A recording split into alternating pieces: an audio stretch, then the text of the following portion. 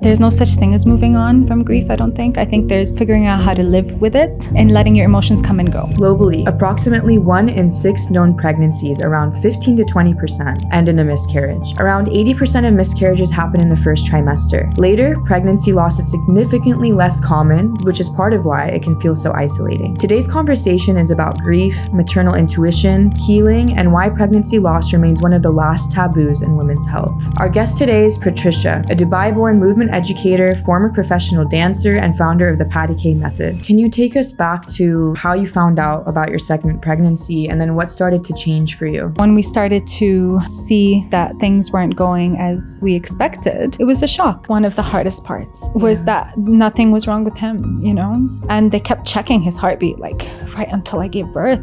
And it's crazy because... What gives you peace today? Wow. It's a tough question. I think the strength I have brings me peace because...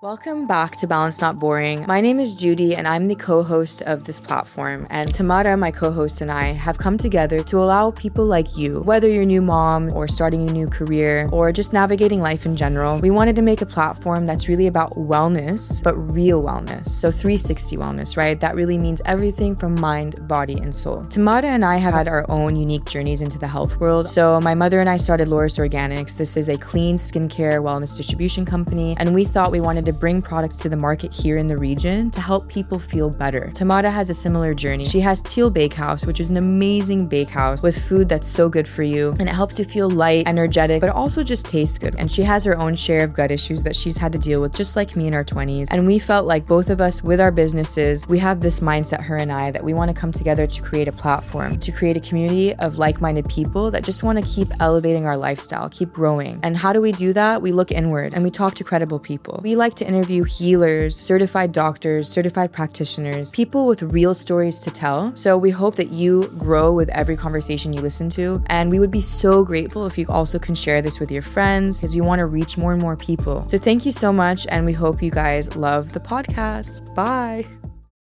Trigger warning. Please note that today's episode discusses pregnancy loss, stillbirth, and grief. Please listen with care. When we talk about pregnancy, we usually talk about the happy parts.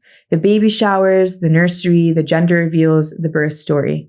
But there is another side of pregnancy that millions of women experience and very few people talk about. It's loss. Whether it's a miscarriage, a stillbirth, infertility, or the loss of a child shortly after birth, so many women carry these experiences quietly.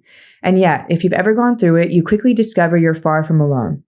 Globally, approximately 1 in 6 known pregnancies, around 15 to 20%, end in a miscarriage. Many more losses occur before a woman even realizes she is pregnant, meaning the true number is likely higher. Around 80% of miscarriages happen in the first trimester. Later, pregnancy loss is significantly less common, which is part of why it can feel so isolating. And importantly, after one miscarriage, most people do go on to have a healthy, successful pregnancy. So this conversation is not rare, but it is often too silent. Today's conversation is about grief, maternal intuition, healing, and why pregnancy loss remains one of the last taboos in women's health. Our guest today is Patricia, a Dubai-born movement educator, former professional dancer, and founder of the PattyK Method. With a background in dance, yoga, bar, and mobility training, she is passionate about helping women build a positive relationship with movement and their bodies. Today, Patty joins us to share her deeply personal journey through motherhood, loss, intuition, and healing, in hopes that other women feel seen, supported, and less alone. Patty, thank you so much for coming. Thank you for having me. I know this is a deep conversation. It's very, very personal, but being here, I think, will help a lot of people who are going through similar stories right now or have gone through it. So I really appreciate you, honestly. So we want to start with knowing Patty and learning your story before the loss happened, because I think many people don't realize that motherhood begins long before the baby's actually born, right? So did you always know that you want to be a mom someday? Yeah, I think even when I was a baby, I would go up to other babies or kids. I always had that, maternal instinct. I always looked to other pregnant women and been like, oh, I wonder what that feels like. It must feel amazing. I always wanted to be a mother. And I always felt for some reason that I couldn't get pregnant. I don't know why I had that in the back of my head, you know. I think growing up in my high school years and things like that, I had a lot of like issues like polycystic syndrome, very common things that young women go through. So in the back of my head, I was like, I'm not sure if I can get pregnant. And I always wanted that. Would some doctors kind of give you that when you were younger, like that little hint of, hey, you might struggle in the future? Would they prime that in you? Oh, 100%. Yeah. And you know what it's like, you know, oh, take the pill, go on the pill. All the things that we shouldn't have done and gone through as young women growing up, we did to ourselves. And then you kind of get that negative, you know, mindset in the back of your mind. You're like, oh, I guess I will never get pregnant because of this and that and that. But I totally understand. I think like part of it could be doctors obviously trying to just be liable in a way and give you that trigger, like not that trigger, that warning, sorry, of, hey, if you don't do this, you might experience some difficulty, but doesn't mean it will never happen for you. But even that, as much as I, you know, could appreciate that from them, I do feel like it sometimes gives you this layer of doubt. And living through that is the hardest part because it's always, like you said, something in the back of your mind. What did you do for yourself to, like, when it was time for family planning, you got married and all of these things? What did you tell yourself before starting to try to have a family to kind of get that out of your head? I really want a baby. I think, look, I'm religious. I believe in God, and whatever it is you believe in, I think once you put it out there and you speak it out, you manifest it, you really want it, you whatever you tell yourself and your body and your mind, it starts to react in that way, right? It tells your body like, okay, I'm ready, and all the positive affirmations and things like that.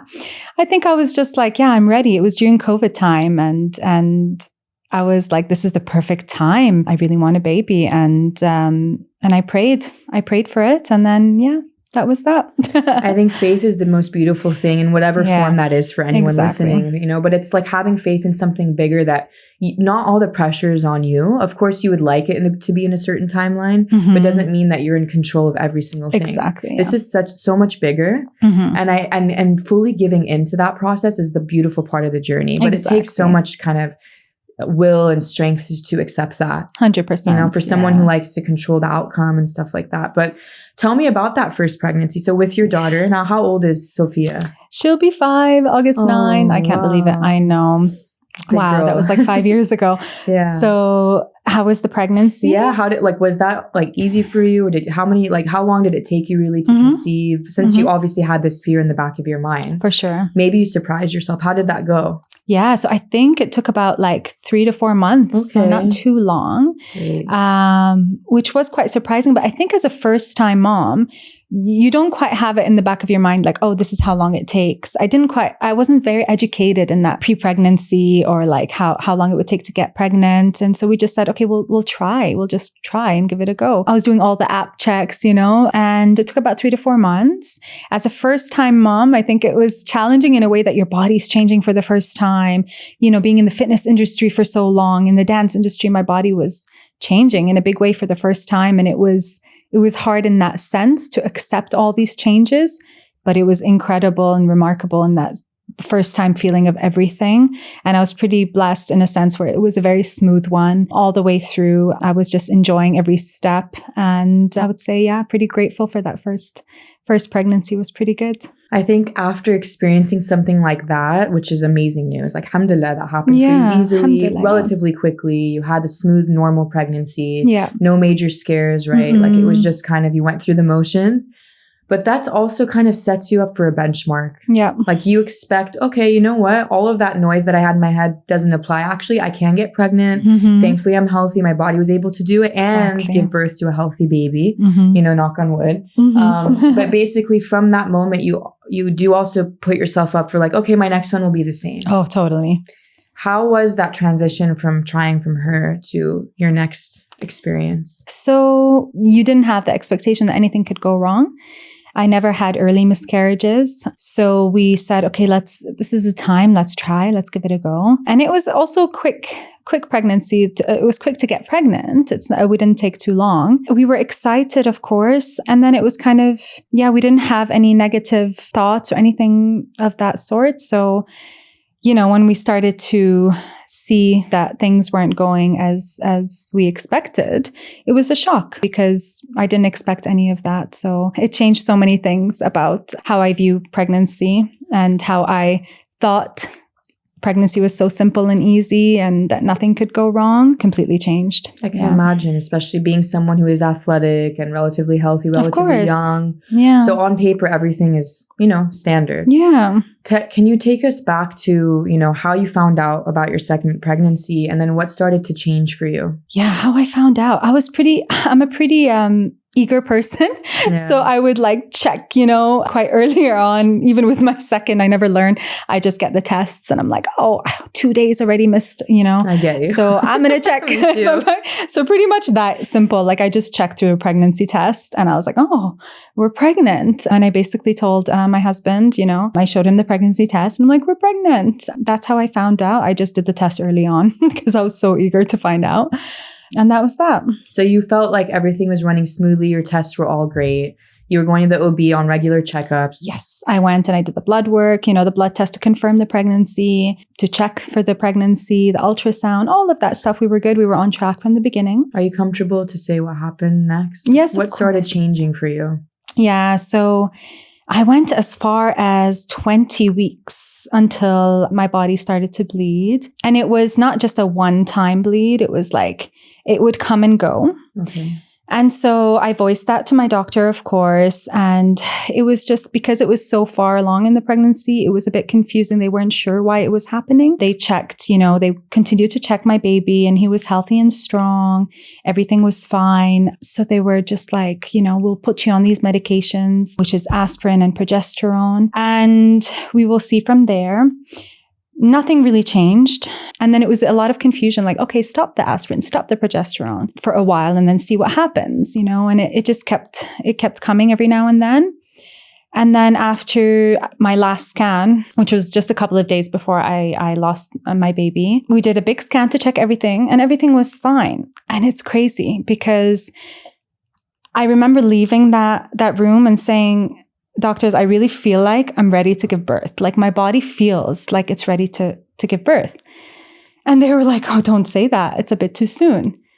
And it's funny because I feel like as mothers, our intuition, I don't know if it's because I went through it already, the pregnancy, that pressure, that feeling. I felt like my body was ready. It was already telling me all these signs. And so I left that room thinking, okay, no, because they told me, no, it's too early. Everything is fine. Your baby's fine. The bleeding could be just from the medications, things like that. And so I had gone home that day. And that night I was in labor, but I didn't suspect that I was because they had just told me everything was fine. So inside my body, in my intuition, my gut, I knew I was, but then my mind kept saying, no, you're not, because they told you everything was fine. So I felt like I was on and off all night, up, awake, in the washroom, back to bed, in the washroom, back to bed, thinking that something else was up. I wasn't in labor. And then that next morning, me and my husband and my daughter, we went to Dubai Mall. We went, we took her to one of those play areas and I just couldn't move or walk. I was really in pain. And so I told my husband, I think we need to go see a doctor. So we went to the clinic to check. Doctor checked me, said, you're not bleeding. Baby's fine. I'm like, but I am. But it was because I was laying down. So she felt like I wasn't actively bleeding.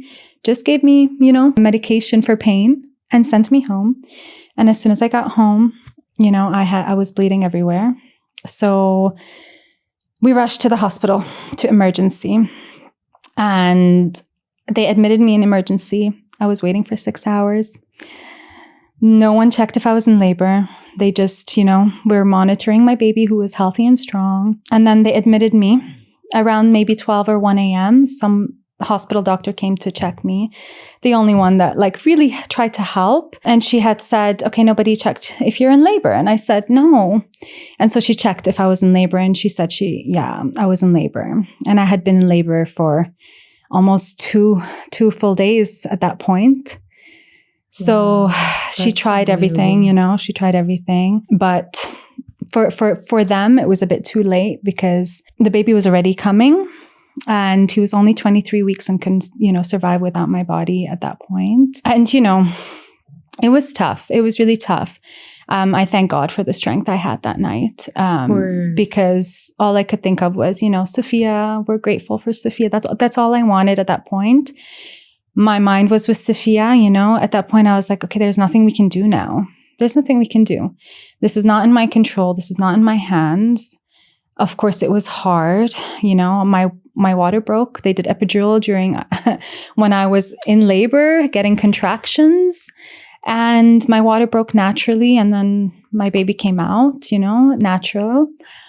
But of course, I couldn't see him at that point. I didn't. And then the next morning, we visited him. I'm just super grateful that we had closure, that we were able to. I blessed him at church. Oh, that's amazing. We did a little blessing, and then after that, we did a little burial. Oh, thank you so much for sharing. Like, I'm emotional now, as you can see, which I didn't want to cry, but it's going to happen. I know. But basically, that's really hard. So I'm just picturing like how it would have felt to. So you had to give birth, essentially, like properly give birth, knowing that with an epidural and all of these things that your baby's not like there's no heartbeat. There is a heartbeat. There was a heartbeat. There was a heartbeat to the last second. I think that was one of the hardest parts, was that nothing was wrong with him, and they kept checking his heartbeat like right until I gave birth.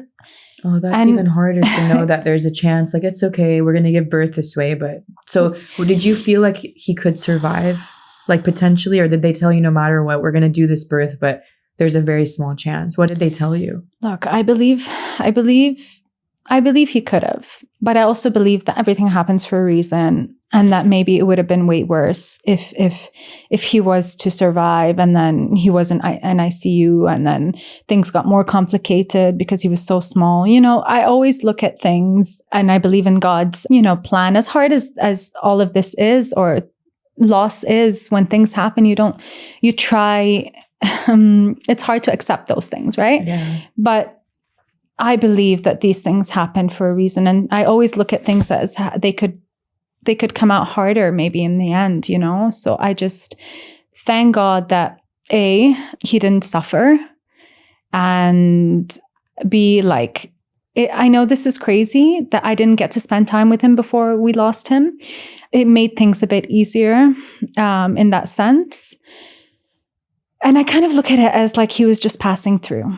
Do you know what I mean? Yeah, of course. I mean, they say that like if spiritually you believe this, like they kind of stay around with you. Like, of course you didn't have time together, but that was a special bond that you had. Yes, 100%. He lived within you, 100%. And there must be a reason. I can't believe that some things happen by chance. Like, we will never find out sometimes. No, yeah. It's bigger than us that we can comprehend. Exactly. And it's not to be cliche and like toxic positivity vibes right now. Of like, there is a reason that you learned from it.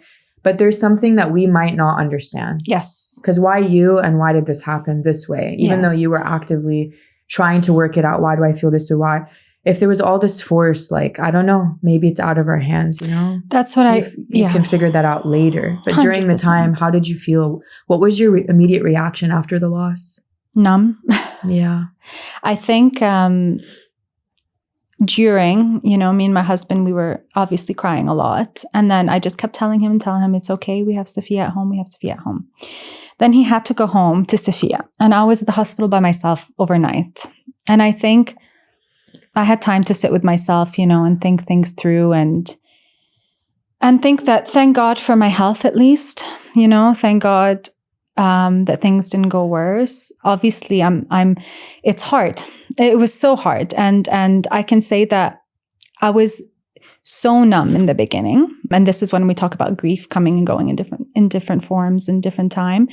But I was just so numb in that sense that I just wanted to get back home to Sophia and focus on her. I was kind of like, okay, this is what's happened right now. And right now I just need to go and focus on Sophia. So she was an anchor for you. Like, thank God for that. What a blessing. Yeah, 100%. She really was. And, her cousins being around and her. And it was hard in so many ways, especially because you haven't gone through the pregnancy change and your body change. I had to take pills to stop my milk from coming in. So many things. You're still going through that postpartum phase with the loss. And the biggest thing for me was like, oh my goodness, how am I going to tell Sophia? Like, I just went to the hospital for the night and I'm coming back without a baby, and she thought maybe I went to get the baby. But then we just didn't tell her for a while because I needed to grieve first and go through that process. But of course it was super hard. And I was, that morning though, I remember waking up and looking outside the window and seeing the most beautiful sunrise. And I just looked at it in such a positive way. And I was like, that's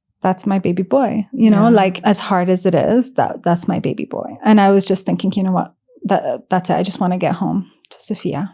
I think that's instinct, which we're going to talk about maternal instinct now. But it's so sometimes there's things that almost channel through you, whatever you want to believe and how that happens. But it's without words, like a feeling that you're so sure that was a sign. Yeah. And I see that all the time, like in real life, like if you want to see a sign that you're on the right path or you're taken care of and you pray for that, sometimes it will show up. Yeah, 100%. So if that's your way of knowing that your son was there with you in a way. And I think that's very important to have, that helps us in moving on in a way that you never truly move on from grief. You will have that with you for the rest of your life. And I think you will never forget that feeling or never feel pain or sorrow when you think of this time that you went through. There's no such thing as moving on from grief, I don't think. I think there's a thing about living, figuring out how to live with it and letting your emotions come and go. There's no moving on from loss in a sense. Like it'll always be with you wherever you go. But learning how to live with that in a sense that, I feel like that's one thing we all have in common. Whether we lose a loved one, a friend, a relative, whatever it is, we lose our baby. We all have that one thing in common. We are all going to go through loss in our lifetime. And I think loss is part of life as well for me. That's how I look at it. Because we don't quite understand and we don't know really, no matter what you believe in, what happens after. You have that connection with loss that it's like, it's such a bad thing, it's such an awful, awful thing, which it is. But also I really believe that it is part of life. You're born and you die, but you don't die. This is how I believe in things, I believe in the afterlife. I believe in, heaven. And so I think it's really important, whatever you believe in, to have some sort of belief and some strong faith that will help you grieve in any way. I talk about this sometimes with close people, but just to relate to that, like sometimes whoever's listening who's really deep in it or has experienced it recently, this might give them some hope. Because I think we share this, you and I, maybe different religions on paper, but like just spiritually. I mean, for me, I also experienced a miscarriage, and it's hard to say it out loud, but like my goal for this year in my life is to be transparent, because if you're not transparent, you can't relate to others. You can't be human. And we need to help each other through stories, right? So it was really, really early on. And it was like 5 weeks, 6 weeks in the pregnancy. And now I'm crying because, But this is to prove also that it doesn't matter if it's early on or much later in the pregnancy. Of course, the weight, I will say, is different, but it is still a loss. 100%. And what are we grieving? If you agree with this, let me know. I was grieving the idea. Yeah. I didn't know what that baby, the gender, it was literally not even a real fetus yet. But like, it was scientifically, your body's like a factory. That's how I was told. It was kind of like filtering through this chromosomal. There was an issue, just very, very common. You got rid of it. And that was fine. I did it on my own at home, and it happened. It was so painful, middle of the night. But I had a feeling that it wasn't correct. Like something was off for me as well. But to make the story short is like that. I will always remember the feeling physically, what us women feel losing that. And emotionally as well. Of course. But but the point of this is not to put it on me. It's more like to give stories of like, okay, during the moment, I had no idea why me, healthy person, working in wellness, eating. Everyone knows I try to eat clean. I'm one of those like, freaks around that usually, but like it still happened. Yeah. And I'm a type A planner. And also I'm not going to control, like my destiny as a mom didn't start there. My destiny as a mom started with my first baby 6 months later. Yeah. And so I didn't know it at the time, but something clicked in me. I was always, I believed in a God as well, but I just like put my hands up that day. Yeah. I started praying, and I started to do it in a way that was more like a spiritual, like one-on-one direct conversation of like, hey, I'm putting my hands up. It's on you now. If I'm meant to be a mom, I know it'll happen. And I believe if like you have a good heart, you will be rewarded, Yeah. So like that changed my entire trajectory on like, oh my God. Oh my love, please. But like seriously, it changed my whole look on like everything. Sorry. It's like so bad. Don't be sorry. I hope they edit this. Don't be sorry. I hope they don't. But yeah. It's so hard. Listen, it's so important to allow yourself to feel all these emotions. I'm not here to say that I was positive all the time. My goodness, my grief, I went through so much up and down, like, and especially the hormones. And but I will say grief, especially itself, like I was so numb when even burying our baby, my son, like,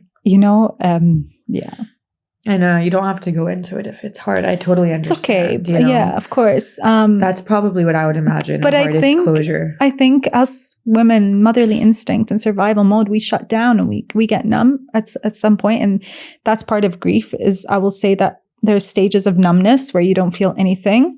And then there's stages of like just complete chaos and manic and just crying all the time. And your body just completely surrendering and letting go and just, why me, why this, why that, like it comes and goes in so many ways.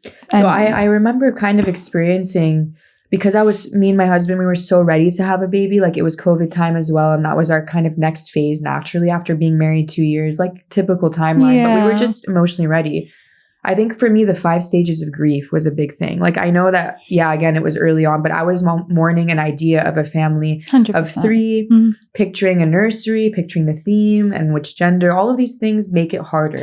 Of course. And I think also not knowing, right? Because you have hope and you want to believe in those things, but at the same time, you're scared. You're like, what if I don't get pregnant again? Or what if this will not happen for me? No matter what you do, no matter what you believe, no matter how much you pray, some women, it takes them even years to get pregnant, even longer.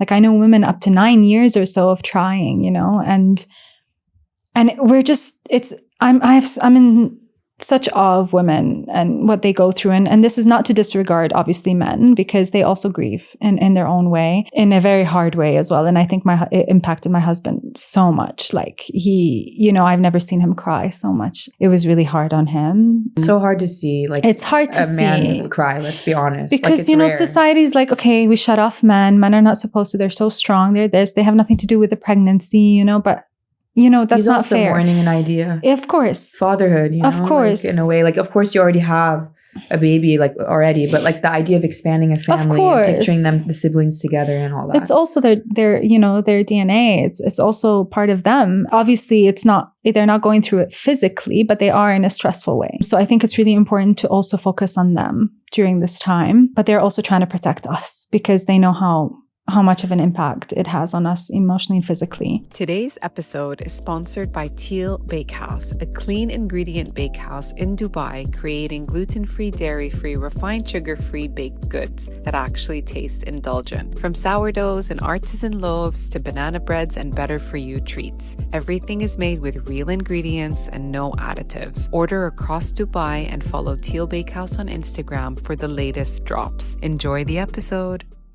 Speaking of protection, you wanted to protect your daughter. Mm-hmm. Obviously, she's only like 4 at the time. Yeah. So you don't want to put too much on her. They're old enough to understand. How can they do it in a way that lets you as the mom grieve, but also what was your balance with that? Because I can only imagine. For me, it happened really early on again, and I didn't have kids yet. So I just focused on me and my husband. Mm-hmm. And I went offline on social media. I wanted to grieve in private, and no one knew about it till I was ready to tell my closest friends. Yeah. For you, it was kind of different. So with your daughter, what was that like for you? You told me that you took a little bit of time on your own, but how did you kind of tell her then? Yeah. So I gave it about a week, I think. And then I was like, okay, my belly's going to start going down. Things are going to start to change. I need to tell her.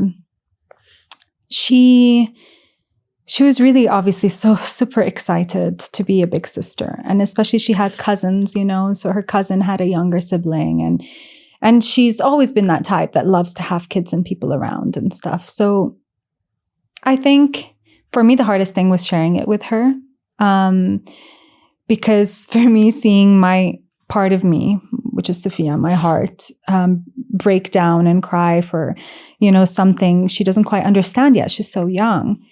That was the toughest thing for me. And I think also the tough part was having to grieve, but also having to put a smile on my face and having to make pancakes in the morning for her. Like the next morning, literally, my eyes are swollen, my body is grieving and also going through, healing. And I'm there making pancakes for Sophia, pretending everything is okay because I was not ready yet to tell her. So we made a plan, me and my husband, that we would do a trip to Legoland for the weekend. We'd stay there the night.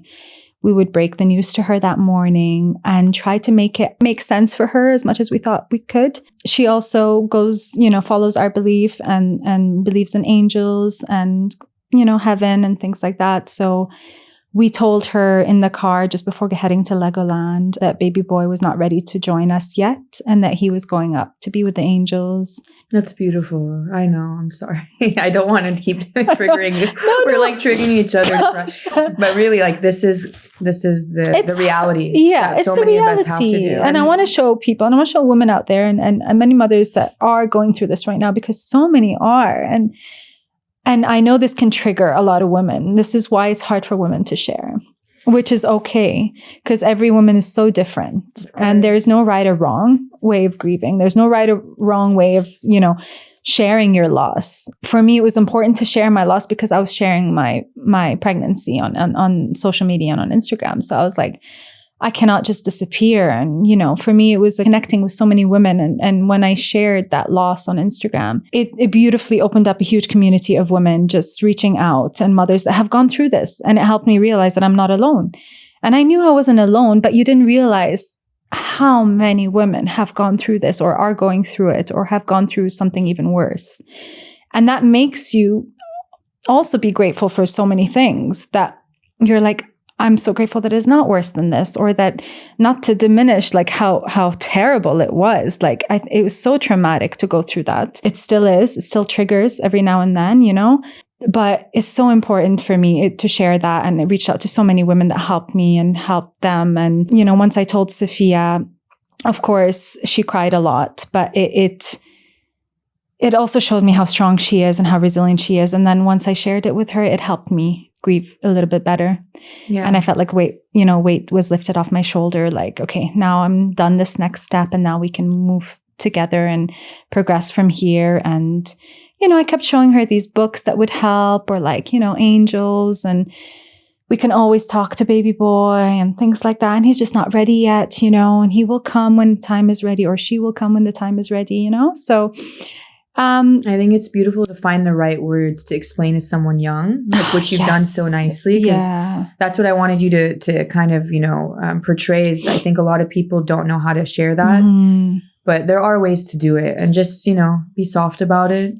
Don't overstress about it, but like, they deserve to know. 100%. And even like ways, like maybe you can do something with them that will help them, make sense even more. Like maybe, plant a little plant for the baby, or whatever it is, draw something with them that, will help with their emotion, or you will find your way. You will find a way to tell them that will make sense to you and to them, but to make sure to tell them in a way that for them to help them have some closure. Because if you just say, okay, we lost the baby and that's it, they'll be very confused, and then it will be very hard on them. Yeah, and then they'll think, what is it that they did? Or why don't they get the baby, So I made sure to tell her that this wasn't her fault at all. This has nothing to do with her, nothing to do with mama. The baby was just not ready, and we'll go with the angels and he'll come back when he is, So it didn't make sense completely. Obviously, she's only 4, but it helped her. Definitely. And then every now and then she would bring it up, and then she would move on, So it helped her.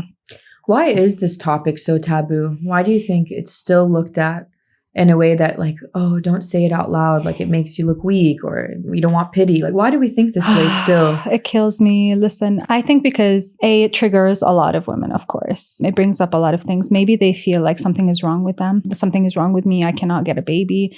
People are going to talk this and say this about me. And I think, I had that little bit of mindset in me as well. Like when I lost the baby, I'm like, oh no, everyone's going to talk about me. Like, those people that know me and this and that, maybe it's because she was lifting weights. It brings up so many conversations, which obviously this has nothing to do with losing the baby. Obviously, if you're checking with your doctor and everything is fine, you can, continue doing what you do, unless they've said stop the weights before, But working out is very important. Don't let society tell you otherwise, different things. But I think it's so taboo because people start to think like there's so many things wrong with me. And I think you should share and tell whatever it is you're going through if it works for you. No one should tell you otherwise, whether it's sharing your pregnancy earlier on. If you're okay with sharing your loss earlier on, why not then? Do it. If it makes you uncomfortable, then don't do it. So I think it's really important to do whatever makes sense to you. Nobody should tell you, not even a doctor, not even, really trust your own instincts and your intuition and do whatever you feel is best for you. Yeah. Because, So you did choose. What I did notice, obviously, on Instagram, you chose to share. Yeah. You shared, I think, when you got pregnant later on, plus also after the loss happened. How did that help you in your grieving process? Gosh, so much. Of course, I shared it when I was ready to share because I knew it was going to open up so many conversations and I was going to receive so many messages. Were you scared of people judging though, like in your close family or Definitely. friend circle? I think that's the hardest part. Yeah, I think I did have a little bit of fear of judgment, even with your own family, you know, like... Especially the older generations. Like, usually this would be nothing, no one would ever know. Yeah. And you know that whole saying like, it's okay, it could have been worse, like move on, it's happened to me. It's kind of like, I understand, but you also want to hear, I'm so sorry, I'm here with you through it. Like, kind of like, you know, that whole concept of shutting down and just moving on is just so That's triggering wrong. in its own way. Yeah. So I did hear a lot of that, and I know it's so much out of love. And sometimes you have to remember that those people in your tightest circle, that's the only way they know how to show up. Exactly. Maybe they went through it and that's what they were told. It's this whole like passing down. But I would like to ask you as well, like what specific things did people tell you that helped versus what things specifically triggered you? For sure. If you can remember. Things that people told me that helped was that baby is always going to be with me. You know, his DNA is always going to be with me. He's in heaven watching over me. We'll meet again one day. That they've gone through it too. To allow grief to come and go. It'll come in waves and it will never leave you. You know, you'll always come back to it and that's okay. But also beautiful things will still happen. What didn't help was like, oh, for example, for your loss earlier on, you know, you cannot diminish because it's so early. You cannot. That's still life. That's still hope. That's still something you were so excited about. That's your body also changing. We go through so much earlier on in pregnancy, before even the pregnancy, you know, progresses. And that first trimester is the biggest changes. Yeah. From week 1 to week 5, like that's a lot of physical change in hormones and things like that. So already on top of everything, that's a lot on us. Whether it's, you know, 5-week loss or 20-week loss or 30-week loss, it's still a loss and all loss is valid and all loss is important. And I think it's so important to share with whoever you want to share, but make sure to share with people that will open up to you, that will make you feel comfortable, that will validate and listen to your feelings and your emotions, that won't shut you down and say, oh, I've been through it, it'll be fine, move on. Things like that. I understand they mean well, but I think you want to go a bit deeper with that, you know, like sit with your emotions, say, I'm so sorry, I'm here for you, do this, that will help, or do this, that will help, this helped me, you know, allow your grief to come and go, do this, that will make you happy, you know. You want to hear a little bit more things that will comfort you a little more than just shutting down, especially people who've gone through a lot of losses. Everyone reacts to it differently though. I know a lot of women that have been, I know a woman actually that been through a pregnancy and she's told me herself, she didn't even feel connection with the baby during her pregnancy and she didn't feel that excited in her pregnancy. She forgot that she was pregnant at times, you know? So she didn't have that internal or that maternal feeling or instinct from the beginning. So I feel like we are very different. A lot of mothers are different. A lot of women are different. A lot will connect earlier on, a lot won't until later on. So it's important to stick with your people, the ones who you feel are comfortable with sharing and with your emotions and who connect with you energy-wise and emotional-wise, because everyone is different. I think being a woman, we have all these expectations. Like, okay, you have ovaries. Like typically, I'm saying in general, obviously there's like, you know, certain cases. But okay, you have ovaries, they work, you have a cycle. Exactly. You're going to get pregnant. And if you can't get pregnant, the stigma is like, there's something wrong. She doesn't, she overeats, she undereats, she overtrains. Yeah. She has hormonal issues. Like people want to make data out of it and somehow diagnose why. And it's not their business. And a lot of the times the other one is like asking, so let's say this did happen to you, or let's say you're married, but for years you haven't had a kid yet. People want to ask, so when you're going to have a baby? Or like, it's almost like they expect that it's going to happen no matter what. But there's so much behind the scenes that people don't understand. Yeah. And it is up to the person, like you said, like if they want to share, great. If not, like we cannot force people to share. And I think the biggest thing to take out of this is to be okay sitting with your feelings, because if we just brush them off as a way to kind of cope with it, it will come back at some point. Totally. Yeah. And you will blow up. It's just human nature. Like, exactly. There are the 5 stages of grief for a reason.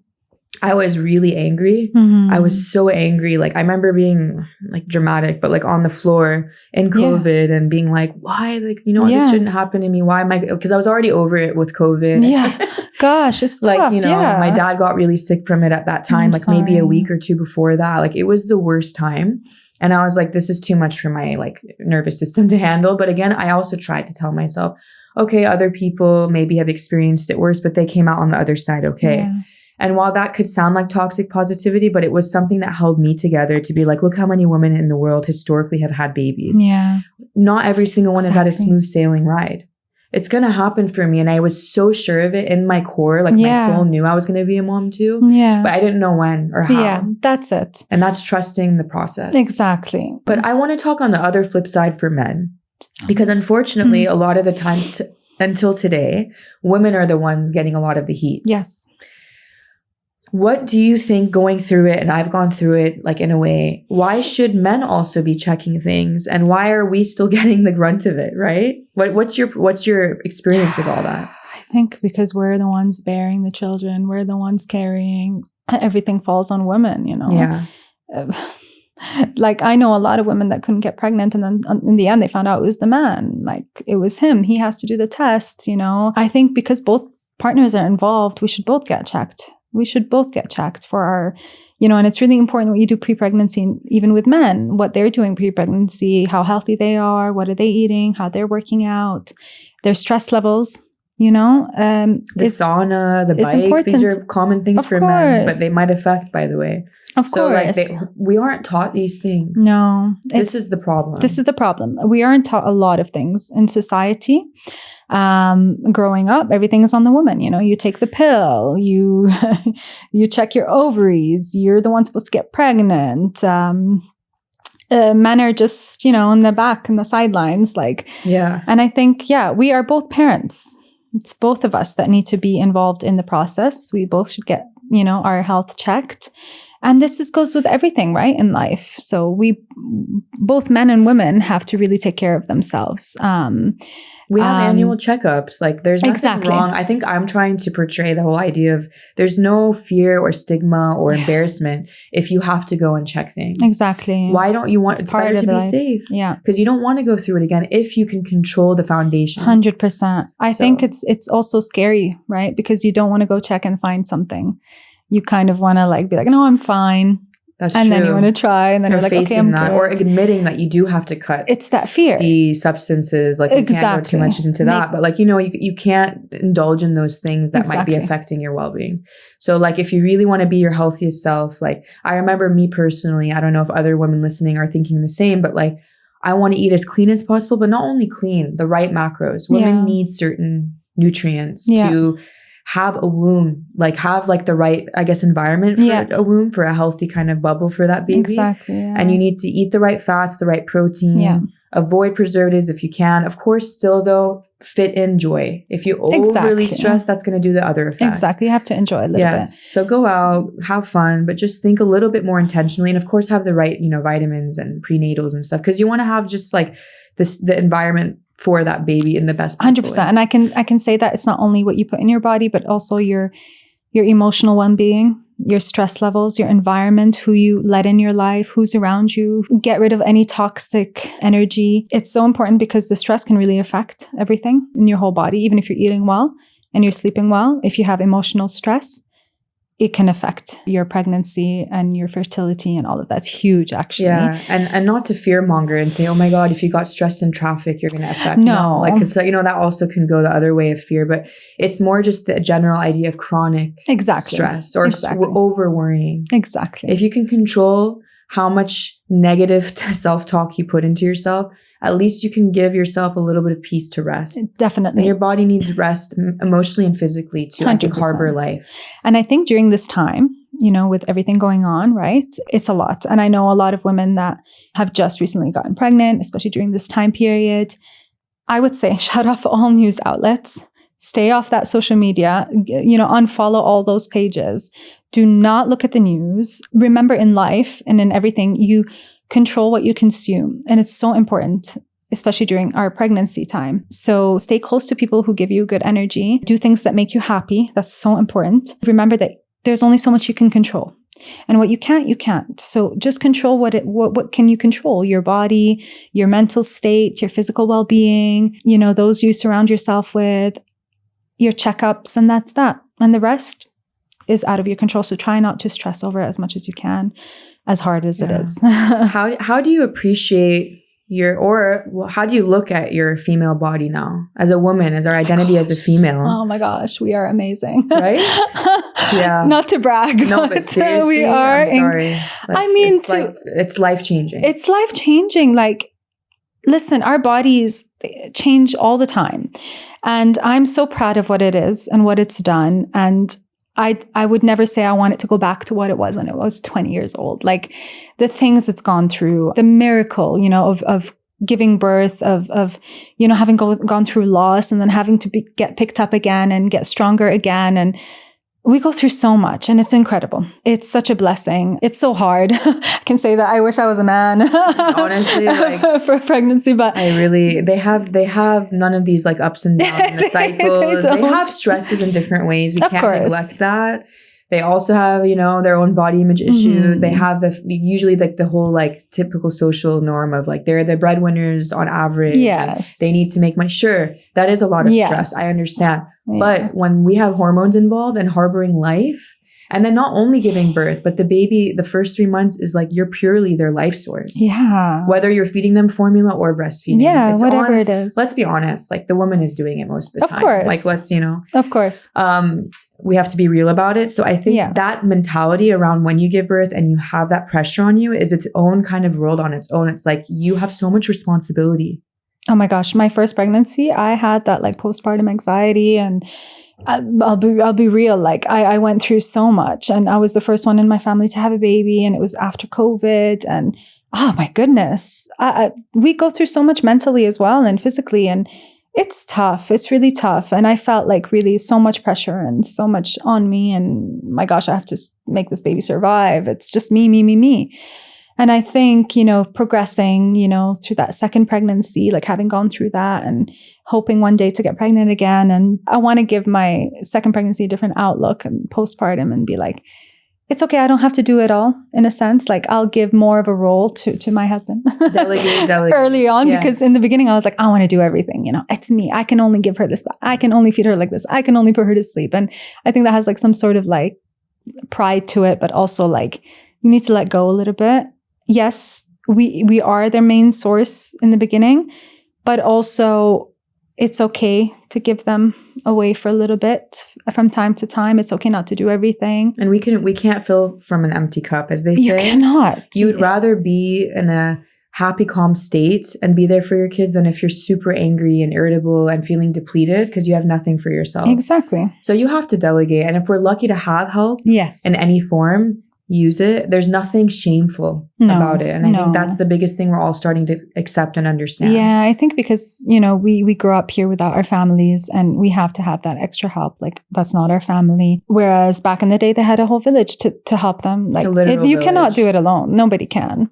You had to have some, they would come, like their auntie comes over or their cousin or their sister, or like they lived close by, they didn't really in general live like that far apart. So I think get all the help you need. Yeah, it's important. And something to help us appreciate our female identities and bodies is kind of, I think we were built this way for a reason. Our brains, we have done an episode in the past about the female brain versus the male brain, just to understand why we act different ways. Like it's so impressive. It's like, crazy. Why do women act the way they do? And how do they have these capabilities that men don't always have?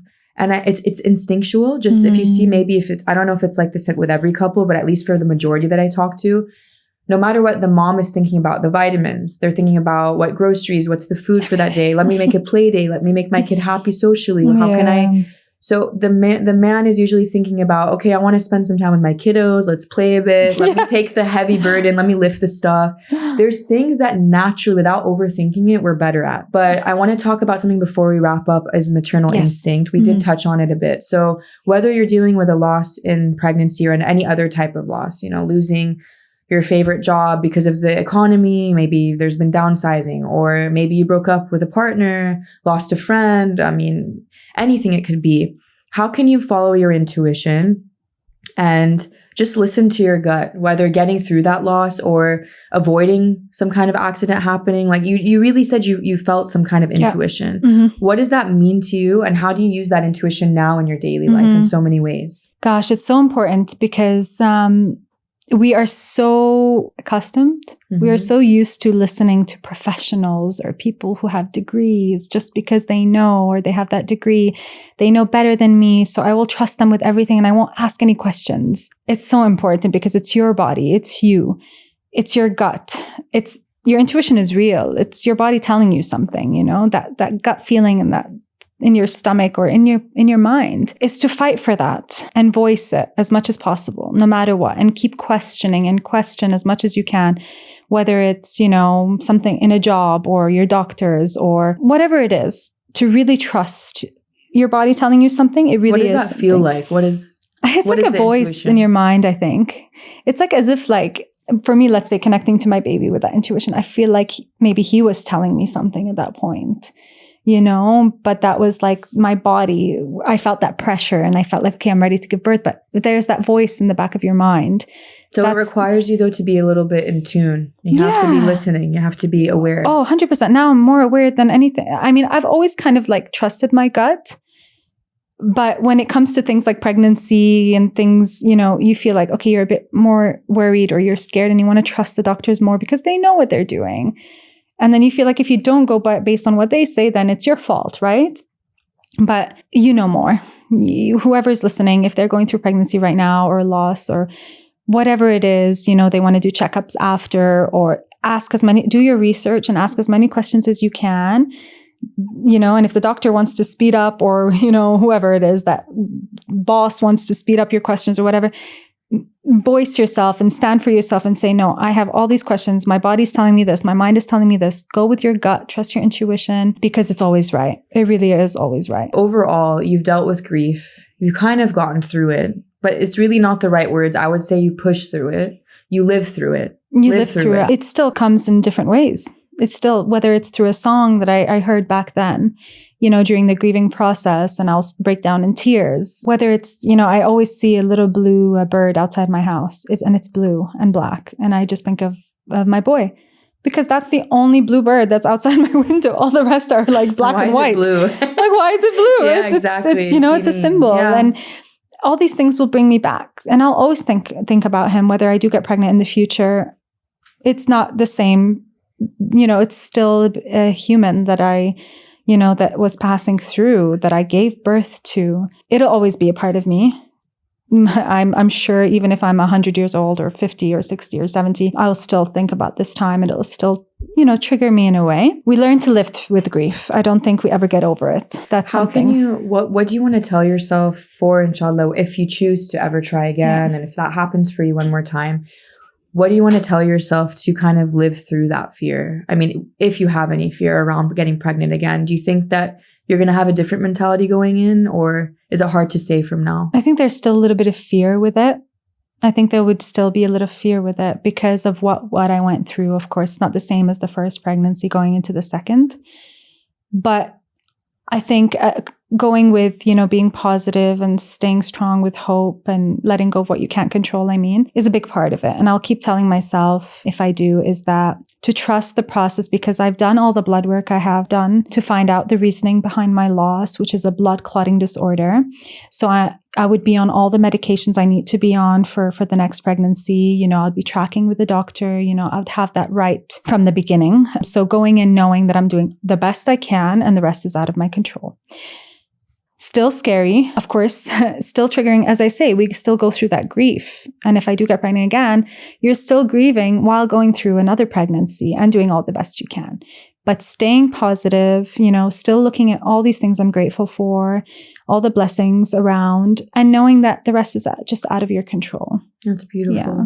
Last question. What gives you peace today in general? What keeps you at peace? Wow. It's a tough question. Like if you're feeling anxious for whatever reason, or nervous one day, or angry, like what brings you back to peace? Having gone through all that you've gone through. I think the strength I have. Really, I'm surprised and shocked by how strong I am in general, because I'm quite an emotional person. We are both, clearly. Oh gosh, I've gotten that a lot too. You're so emotional. Da, da, da. But I think it's because we're emotional. We're quite strong because we're able to share those emotions. I think the strength I have brings me peace, because knowing that I can walk through most things, it gives me peace that I have that within me, not to crumble and stay down and not make it through anything. I think it brings me peace knowing that I have that strength in faith and in God, and my family, of course, brings me peace. So just all of that together, I would say. That's beautiful. Thank you for sharing. Thank you. Well, I think today's conversation is such an important reminder that grief isn't something to fix. It's actually something to witness. And whether you've experienced miscarriage, stillbirth, infertility, the loss of a loved one, or even the loss of a future you thought you were going to have, grief is part of being human. The more we talk about it, the less alone people feel. Patty, thank you for sharing your story so openly and for helping create a space for conversations that so many women need to hear. And to everyone listening, if this resonated with you, please share it with someone who may really need to hear it. Yeah. Don't forget to subscribe on Apple, Spotify, and YouTube for more conversations like these, and we'll see you next time on Balanced Not Boring.